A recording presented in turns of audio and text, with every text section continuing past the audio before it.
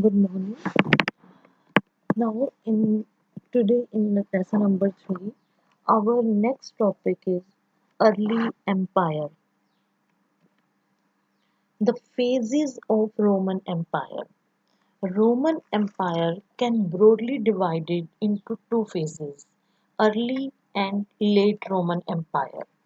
The whole period down to the main part of the 3rd century can be called the early empire, and the period after the 3rd century can be called the late empire. Now, the difference between the Roman Empire and the Iranian Empire. The major difference between the Roman and the Iranian empires were Roman Empire had a diverse population as compared that of the Iran. The Parthians, Sasanians dynasties that ruled Iran in this period ruled largely over the Iranian population. Wherever we see, the Roman Empire was a variety of territories and cultures bound by the common system of government. In my first video, I showed that the Roman Empire was very vast, and the different territories included in this empire, different type of the people lived there. So they had the different cultures.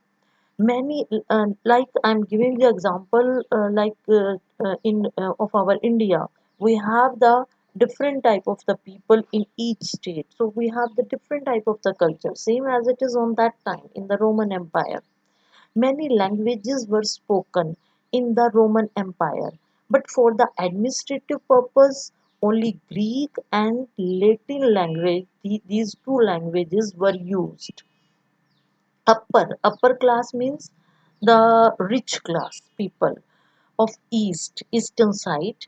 They spoke the Greek language, and in the western side people, they spoke the Latin language. All the people in the Roman Empire were subjects of single ruler. They had only one single ruler. Maybe the Roman Empire was very vast empire, but the whole empire was ruled by only a single ruler. The emperor, irrespective of where they lived and what language they spoke, it doesn't matter that from which dynasty he belonged to, which language he spoke. They had all the people, they adopted, uh, they were also ruled under the one single ruler. Now, here in this map, you see the red dotted line. On your right hand side, this is the Roman Empire, and the left hand side, Iranian Empire. Sorry, left hand side, Roman Empire, and right hand side is the Iranian Empire. Now, in this map here, you see the yellow portion. The yellow portion shows the Roman Empire. In the middle, here you see the blue color, which shows the Mediterranean Sea, and there is the Persian Empire. This one is the Iranian Empire. Now, our next topic is the three main players in the political history of the empire. The three main pillars of the Roman empires were: the first one is was the emperor who was known as the Principate. He was known as a Principate. The Senate was represented the wealthy families of Rome and Italian descendant. Mostly they were the landowners or the rich people on that time, that days when it was a republic. And Senate had existed in Rome for centuries and had been and remained a body represented the aristocracy, that is, the wealthiest families of the Roman and the later Italian descendant. Mainly, they were the land owners. The army which was paid and professional army where soldiers had to put up 25 years of services at least. They had to serve at least 25 years for the country.